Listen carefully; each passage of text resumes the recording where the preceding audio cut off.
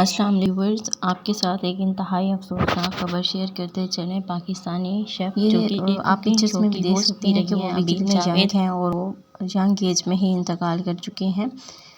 Pakistani chef अबील Javed एक TV host रही हैं और उन्होंने कुकिंग शो ज़ुबैदा आपा के साथ होस्ट किया था। शादी के बाद 2015 में उनकी शादी हुई और उसके बाद उन्होंने टीवी को खैराबाद कर दिया, लेकिन वो अपना यूट्यूब चैनल और इंस्टाग्राम रन कर रही थी।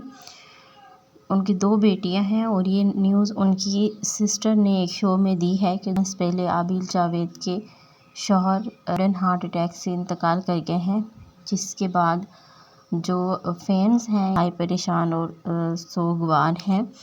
हम अल्लाह से दुआ करते हैं कि आबिल जावेद के शौहर जो कि बहुत जवानी में इंतकाल कर चुके हैं, अल्लाह उनकी मग़फ़िरत फ़रमाए और उनको जन्नत में जगह दे, जबकि अबील जावेद को और उनकी बेटियों को सब्र जमील अता करे।